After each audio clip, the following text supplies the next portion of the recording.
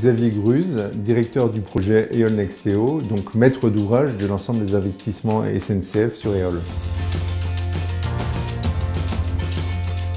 Le projet EOL, c'est le prolongement du RER E actuel qui se termine à Haussmann-Saint-Lazare jusqu'à l'ouest de Paris et même à l'ouest de l'Île-de-France jusqu'à Mantes-la-Jolie. Donc l'objectif pour nous, c'est de terminer cette ligne de RER qui a été ouverte à la fin des années 90 et donc de l'emmener jusqu'à Mantes-la-Jolie.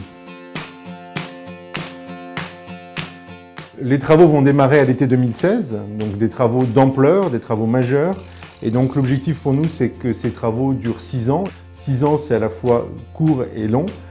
C'est long compte tenu de l'attente très forte sur ce nouveau service, mais c'est aussi à la hauteur du chantier avec plus de 8 km de tunnels à réaliser, 3 gares nouvelles à créer, 2 gares souterraines, 1 gare en surface, et puis surtout un investissement majeur sur le réseau exploité jusqu'à Mantes-la-Jolie, avec plus d'1 milliard d'euros investis sur du renouvellement, mais aussi de l'amélioration de la capacité sur cette infrastructure existante. L'objectif est double, c'est d'abord de renforcer la desserte dans la section centrale de Paris, en offrant une ligne qui vient doubler le RER A, et ensuite c'est de permettre aux usagers qui vont jusqu'à Mantes-la-Jolie d'avoir une ligne modernisée, renforcée et avec une offre qui va être multipliée par 2 sur cette partie-là. Alors bien sûr, les voyageurs qui habitent dans l'Est accéderont beaucoup plus facilement à la Défense, par exemple, sans avoir de correspondance à faire dans Paris.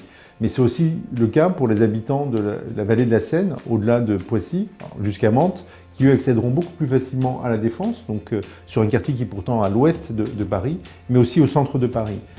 La suppression des correspondances, un maillage renforcé, une fréquence aussi plus importante, avec 2 fois plus de trains à l'ouest de Paris, c'est tous ces éléments-là qui vont permettre de réduire les temps de parcours quotidiens de nombre de Franciliens.